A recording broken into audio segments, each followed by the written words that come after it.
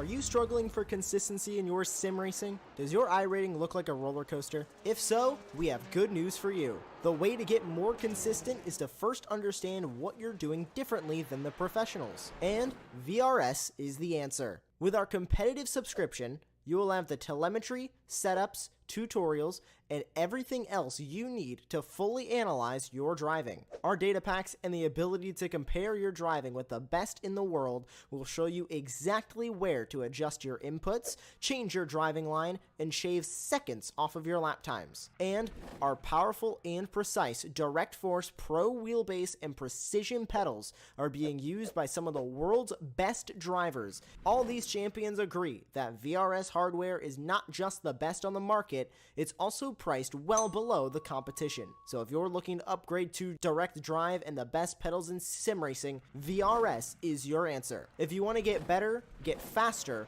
and make it happen sooner rather than later, you owe it to yourself to find out why so many people are switching to VRS. You'll be so glad that you did. Visit www.virtualracingschool.com.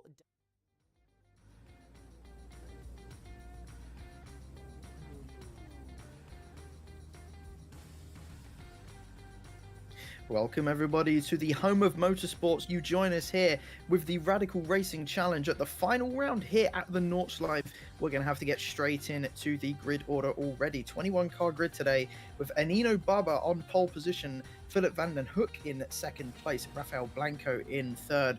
But we don't even have time to go through the full grid. Our cars are already ready. It's 5 lights waiting for them to go out, and they've gone out now. It's lights out and away we go. Baba off to a good start. Blanco as well up to second place. McHutchinson in third, slipping his way through the grid up a place. Same with Blanco. Hook had an awful start, down 2 places already in 4th position. A little bit of chaos further back the grid.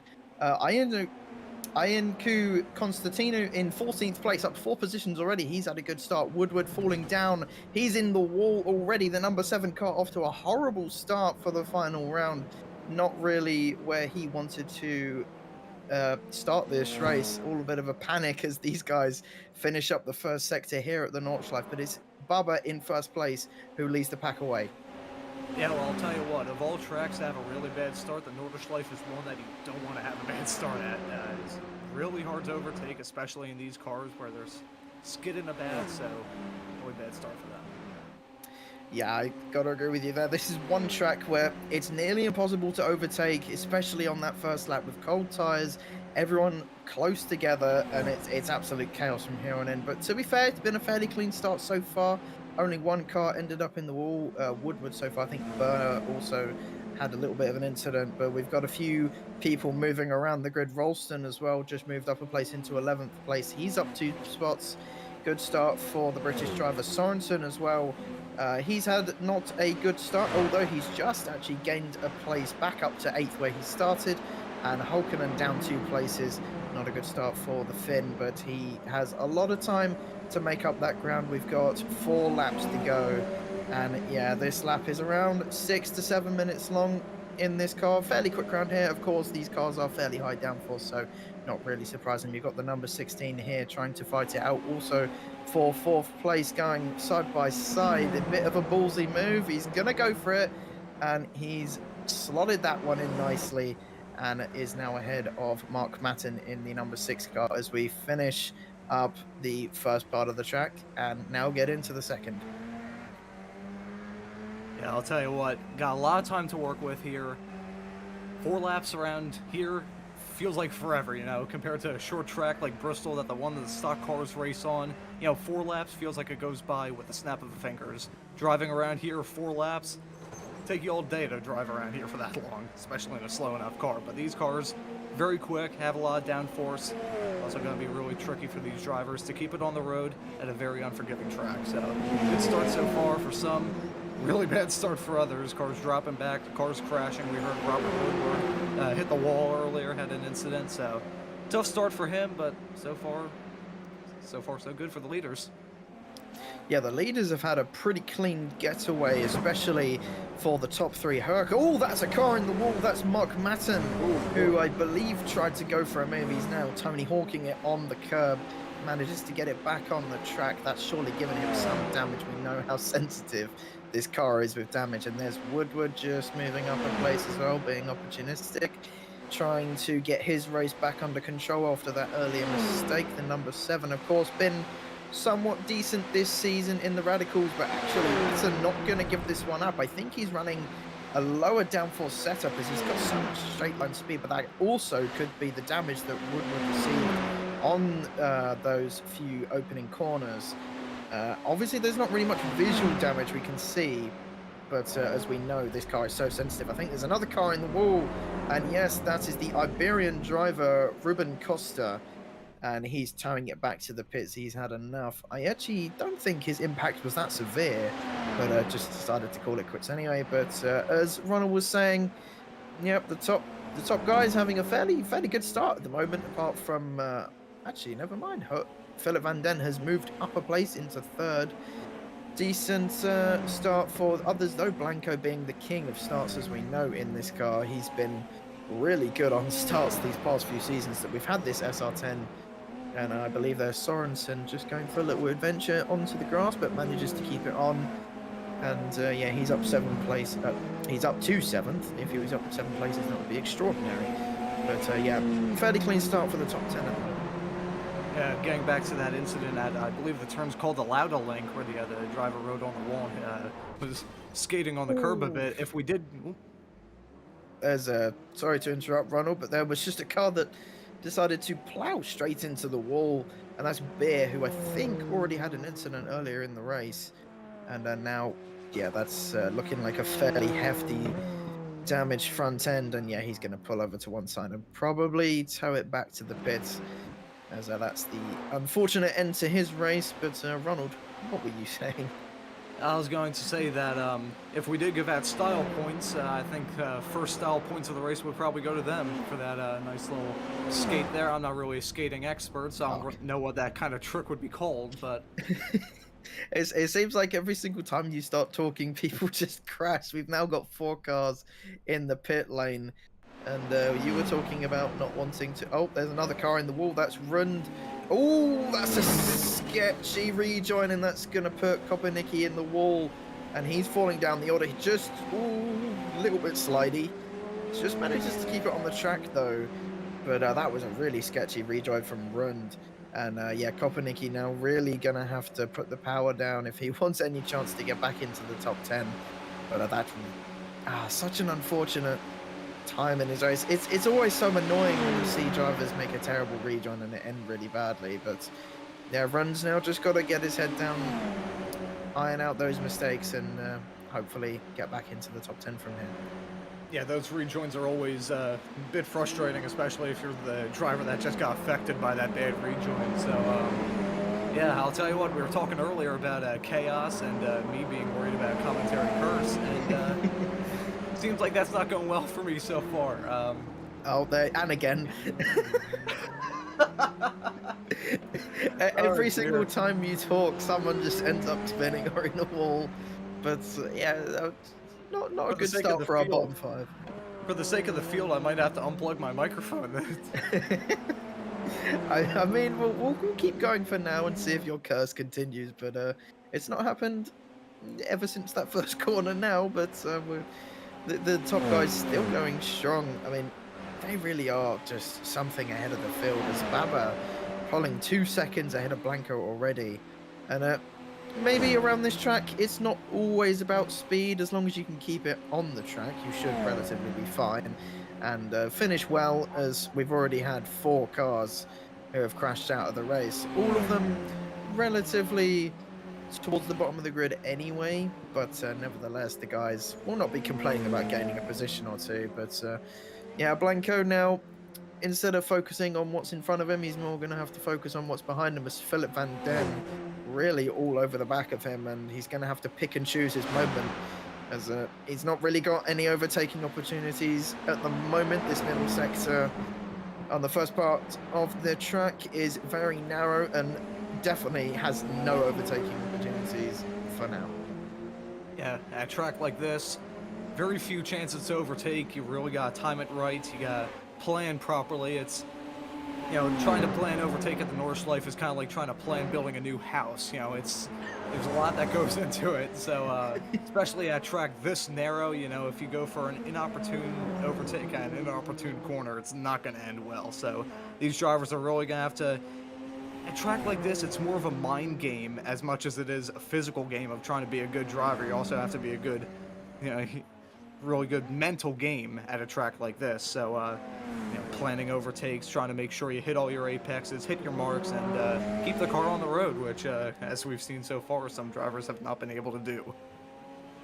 Yeah, as I was saying earlier on, if you can just keep it on the track, that you might just end up finishing well. You necessarily don't even have to be quick.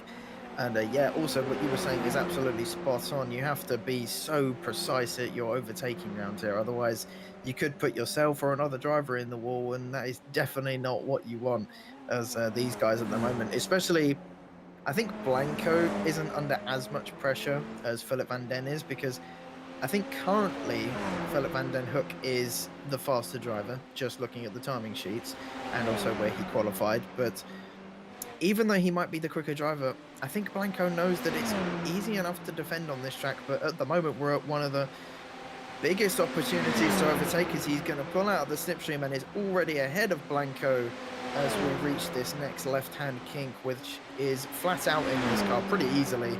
And yeah, moves himself up into second place. Very good overtake, nice clean battle in between these two. And I think Rafael Blanco now is just going to have to focus on keeping it on the track and finish on the podium. I think he will. I think he'll be happy with that. Finishing on the podium at the Nordschleife, I'd say, is quite a big achievement. Yeah, it's definitely one that you can brag at the bar later on. So, yeah, very good overtake there, very clean. Good job there from him. Another very sketchy part of the track, flat out, pretty much top speed. If you get one thing wrong, you're pretty much screwed. So it's very good racing from those two there. Yeah, and I was also just made informed that this is a fixed series. I apologize for that. Getting all of my setups and series muddled up, and yeah, what we saw earlier on from Woodward was yeah, just the result of damage and slipstream, I suspect. Not really anything more, as these guys are all on the same setup, so yeah, can't really be any difference there at all. And I do apologize for getting that wrong, but hey ho.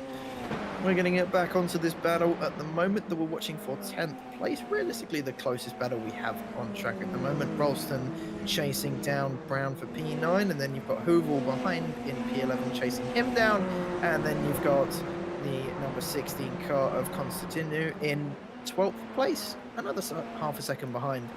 And yeah, this battle, especially when we come onto that long straight right at the end of the track, this battle will get really interesting.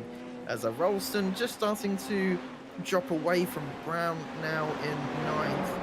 And I think this is where we see these drivers' strengths come out, as when you go to certain tracks, some drivers can't be strong across the entire track, whereas this track, it's kind of, people have their strengths in different sections of the track. And if you can master this track and be quick everywhere, then you're pretty much unbeatable. Yeah, I mean, track like this, it is truly a driver's track. It's got everything you want. It's got tight turns, fast turns, elevation change, negative camber, positive camber. Of course, you got the two carousels on track with banked concrete turns that always have a fine line to them, especially in these cars like this when they're so low to the ground. You make one mistake there, go a little bit wide and hit the berm, you're kind of screwed. So, yeah, I was going to raise a point with Woodward's car, how you think with the bright pink paint scheme that car has, that the damage would show up a lot more, but from our perspective, didn't look too damaged from when we saw him earlier in the race, but clearly that is affecting his car's performance at the moment. Yeah, as you were just talking there, we had a little bit of a ding-dong for second place as Blanco got that nice slipstream down that very long straight. One of the longest straights in all of motorsport, I believe. It is vast, and when you get onto it, it's kind of like you can have a bit of a breather compared to the rest of the track. It's nice and wide, it goes on for eons. It's such a relaxing part of the track, and then it's the exact opposite everywhere else on the track, where it's narrow, tight, and leaves absolutely no margin for error, especially in these cars, which don't really handle the curbs very well as they run so low to the ground. And compared to something like a GT3 where you can launch the car over the curbs, in this car, you can, but you just need to be incredibly careful, otherwise, well, you'll end up in the wall.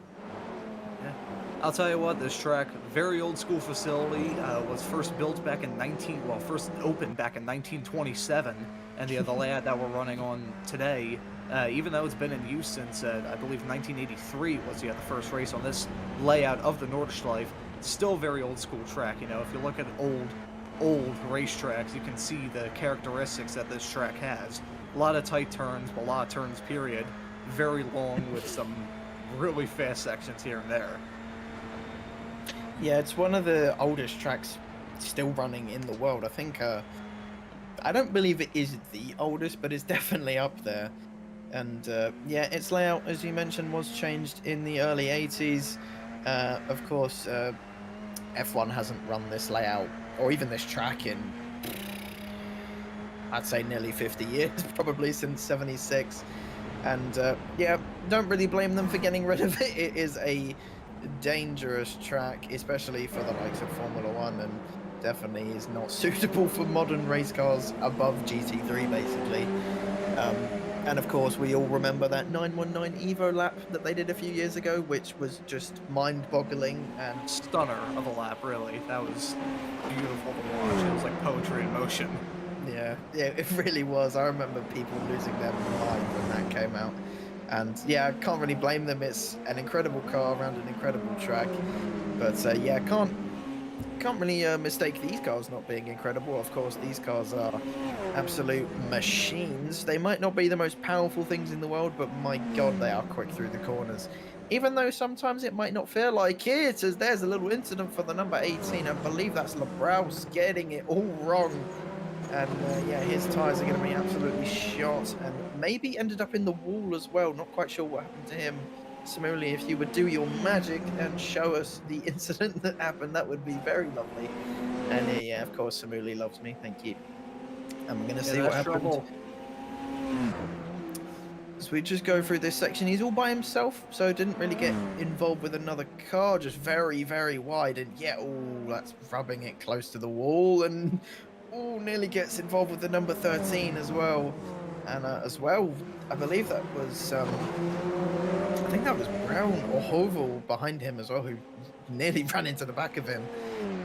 And yeah, that's a really tricky section of the track. Sorry, mixing up my words there. It's a really tricky section of the track. You know, really high curbs, really easy to make a mistake there because you want to be like as close as possible to the curbs. And if you just get it a millimeter wrong, you're just going straight into the wall. So big trouble for the 18 there. So hopefully not too much damage to that car, and he can keep going for the end of this race. yeah, I think he's not got too much damage. I think he should be fine. I think it was just a little bit of rubbing with the barrier, but yeah, going through that corner, there's Kopernicki in 17th place, just giving up. A little bit of an incident for him. He's towed back to the pits. And that makes it 5 drivers, who are now out of this race. Yeah, this race is, as we've mentioned before, it is just a race of attrition. And yeah, if you can keep it on the track, you'll do brilliantly. And I believe Santos as well has had an incident somewhere. And he was in last anyway, so no danger to anyone else. But yeah, Labros there, just from his incident, just looked like the car just wouldn't hook up at all. Which we know this car can do. It can just randomly understeer on corner entry and exit. And yeah, there's the number 16 of Constantin trying to get past, getting it a little bit wrong through this midsection, but seems to overall have better pace than the number 18 in front of him. But he's got a little bit of time to play with before that long back straight, getting a little bit twitchy through there. Coming through YouTube corner, this corner obviously being famous for having many viral YouTube clips of the Nordschleife. And yeah, I believe we've all watched people send it through that corner way too quickly and end up in the barrier, but none of them making that mistake here today, getting through there relatively okay. As we come now to the final section of the track, the number 16 really getting loosey-goosey in this final section. He's trying to keep up with 18 in front of him, and he really wants to get on the back of him, but actually, I don't know if you want to be this close going onto that back straight, as you're very, very vulnerable of getting re-overtaken. Yeah, I'll tell you what. I mean, just that main straightaway is such an interesting part of this track. As you mentioned earlier, extremely long. It's pretty much a slipstream fest from start to finish, and yeah, it's really important to have a good exit there too. I know I've had lots and lots of crashes at the end of the turn going onto that straightaway, so it'll be imperative for these drivers to have a good exit there. And for these top split competitors, it's still a really big challenge. Looking through the grid, as you mentioned earlier, lots of drivers have hit the wall, lots of drivers have had incidents. And if you look at the top four, they're pretty much exactly where they started this race. So, as I mentioned before, not many chances to overtake, but lots of chances to screw up, as we've seen in this race so far. Yeah, 5 cars out at the moment. Actually, correct, 6 cars out at the moment, as Santos did eventually come and tow his car. Did not see that, but we have now. But something I have seen is it's white flag for the number 5 car in first place. He's had a good race so far, but the battle for the lead is not over just yet, as Philip van den Hoek has actually done very, very well to make that gap come down. I think it was around 3 seconds, not even a lap ago. He's been... correction, 2 seconds. Thank you so much. I love Smiley. He's a legend.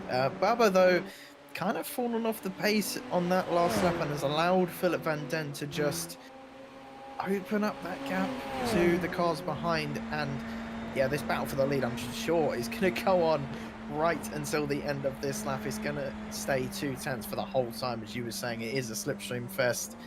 And yeah, Philip van den is... Oh, there's a slide for Baba, but Philip... That was very slidey. That was close. It's just a tiny bit. Do not want to end these guys in the wall. That would rather spoil our battle for the lead.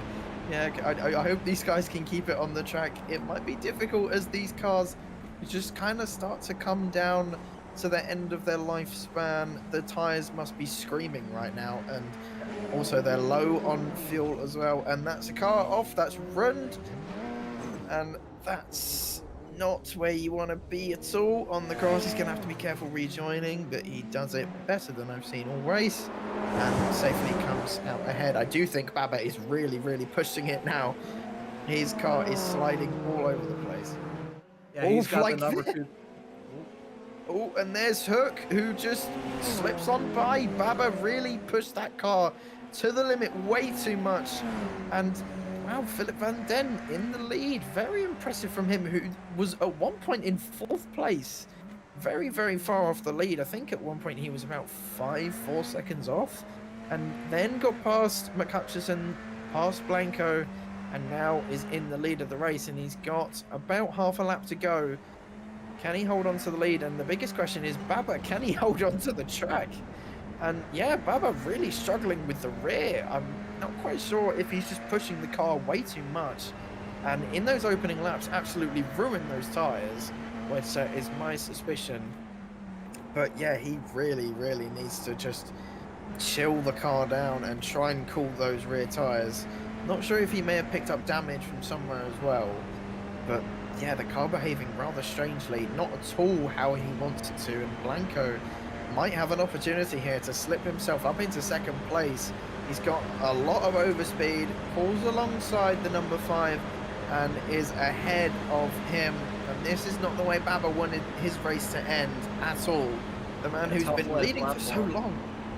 Yeah, very tough last lap for him. He absolutely cooked those tires, pulling that gap earlier on in the race. As we saw with the last race at Brands Hatch, where pretty much everyone's tires were basically falling off the cliff by the end of the race. Here at a track where it's so difficult for the tires, tire management is really important, and clearly that's coming back to bite Baba pretty hard at the end of this race. He's going from the lead, where he's been pretty much the entire race, down to 3rd so far. So tough last lap for him, certainly. Yeah, he's probably going to be kicking himself after this race, but I mean, if he manages to finish on the podium, I'd say a top 3 is still impressive, but definitely, of course, not where he wanted to be after leading this race for oh so long, about 3.5 laps. And Philip Van Den and Blanco, excuse me, my throat is killing me today. Blanco might actually have the opportunity to overtake on this last lap, but we'll find out. Only got a little bit to go, about 2 minutes left of this lap. Not long to go at all, and Blanco realistically has one opportunity left, and he's just got to stay in that slipstream until that long back straight, which I believe is about 2 miles long. I may need correcting on that, but yeah, Blanco seems to have decent pace compared to Philip Van Den at the moment, keeping that gap nice and tight down to 5/10. We've only got a few corners to go until that long straight where Blanco is going to have the advantage. And Baba, yeah, just slipping further and further back from these two.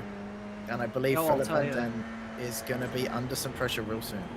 Yeah, well, I'll tell you, if it was me in this race, I would want to be in second place going on to the backstretch because the slipstream effect is so strong. Pretty much the leader is going to be a sin duck coming around here to take the checkered flag. Yeah, I have to agree with you there, as Philip really pushing it on these final few corners to try and bridge that gap as far as he can. He's managed to 2/10 on those last few corners to 7/10 at the moment, but is it going to be enough? As we come onto this straight, we will find out, as Blanco doesn't get the exit he wanted to. I believe he is still inside that slipstream, but I think he's just a little bit too far back to actually go for an overtake on Philip Van Den. He's closing in. Yeah, he is closing in, and with it, I'm still not 100% sure it's going to be enough, but we're going to find out. It's coming down very quickly now. Closing in quickly, yeah. He's down below half a tenth of a second here. Oh, it's real close here. Oh, Blanco's going to have to send it into this final corner. If he wants any chance, he's not going to have to lift. He's going to have to super brave. Oh. I think he's just going to back out for now. I think in the grand scheme of things, that is the smart thing to do. I think he's not fussed about winning. And yeah, he's just going to let Philip Van Den take this win safely as he comes across the line to win here at the Nords. A very impressive race from Philip Van Den. Very impressive win. One of the more impressive ones we've had all season. Baba comes home in 3rd place. Unfortunate for him, but this battle for 10th place is not over, as the number 16 has been under pressure all race. But Ian May, the British driver, all of a sudden springs out of nowhere. He's going to be very brave on the brakes, but not brave enough, as the 16 just manages to get ahead. Only got a few corners to go. The last corner, not going to have the opportunity to get inside the top 10 and has to settle for 11th place. That was a superb battle for the last few places. And yeah, just the last few drivers coming across the line now. Brown ending up in 12th place. Woodward in 13th. Not at all how those guys wanted their races to go after. Woodward had such a pretty good season, actually, all things considered. But definitely not the way he wanted to end the season, as we've just got a few more cars to cross the line now, as they're quite far back. We're going to be waiting for quite a while, as Kopernicki still has most of the laps to go, but nevertheless, I really do think that was an excellent performance by Philip Van Den, and yeah, definitely driver of the day for me. Yeah, well, I'll tell you what, keeping your nose clean around here, even that is an achievement in and of itself. So to get the win as well, it's cherry on top of the sundae for him. So very good last lap for him. Not many tracks you could say you went from 3rd to 1st on the last lap, but there you go. So great drive for him in the number 2 car. Want to give a quick mention to Jorge Gonzaga in the number 12 car, who was towards the back. He crashed early on and is actually going to take the checkered flag in 18th. Down 1 place from where he started in 17th, but took back to the track towards the end of that race and picked up a couple spots there. So not the best way to end a race for him, but could have been a lot worse. Yeah, 100% could have been worse. As for Ruben Costa, it definitely was worse.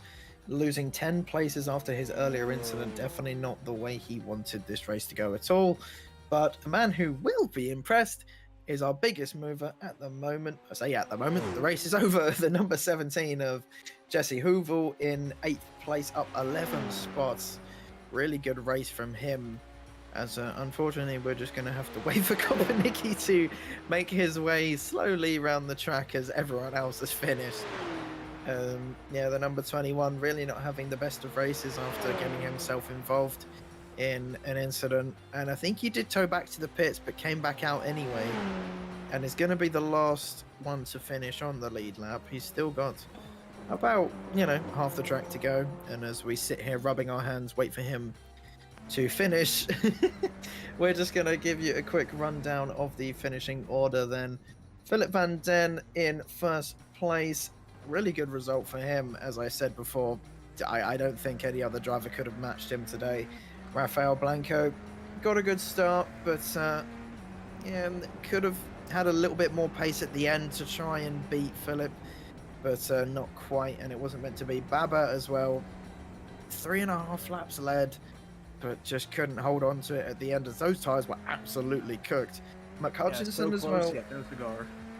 Yeah, and that's one of the more painful results as well, when you've led the race for so long but just couldn't quite manage it. But yeah, McHutchinson as well, a driver we haven't really mentioned since the start of the race, in 4th.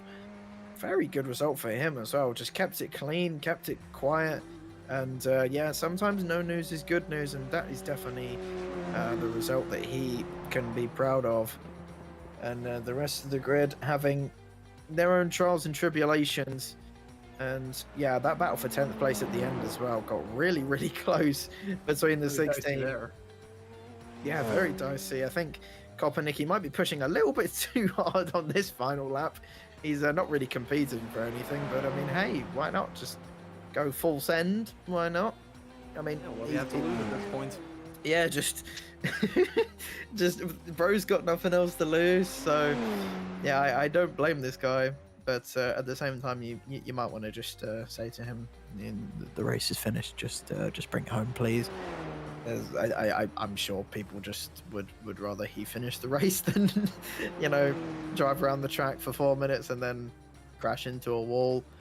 And maybe he's listening to me. Maybe he will just quit halfway down the straight. We'll find out. Or maybe he'll take the tourist layout and just drive off into the sunset. Who knows? I don't even know if you can do that. I don't even know. I'm actually not sure if you can do that on this layout. Whether you can just say, do you know what? I've had enough. I'm just gonna go drive my car back to England. Yeah, we'll see. I don't have my popcorn with me, but yeah. So I want to raise a quick little point about the tire fall off for Baba. He's at the fastest lap of the race, from what I can see, at a 6-minute 15.16. His last lap time was a 6:21.7. So to fall off that quickly in the span of just 4 laps showed that he really cooked those tires towards the beginning of the race and just slowly started dropping in pace, and eventually, you know, it came back to bite him on that last lap. So I think it's still a very good performance from him to lead a few laps, and to get a podium at a track like this, still very impressive, very mighty performance from him. As Kopernicki finally finishes the race, and we can officially say that every single car has finished the race. Congratulations to everyone who didn't crash, as Philip van den Hoek in first place, your race winner today. Rafael Blanco in second, the number 1 driver putting on a fairly decent performance from third. Eno Nobaba, as we were talking about, those tyres at the end just not doing what he wanted it to do. John Mutchinson in 4th, Johnny Cloggis in 5th, Mika Holkinen in 6th, Lasse Sorensen in 7th, Jesse Hoovel up 11 spots from 19th. Very good result round here, especially. Pat Larissa in 9th, and the number 16 of Waku Constantinu in 10th place. Ian May in 11th place. Ian Brown in 12th. Both Ians next to each other. That's fitting.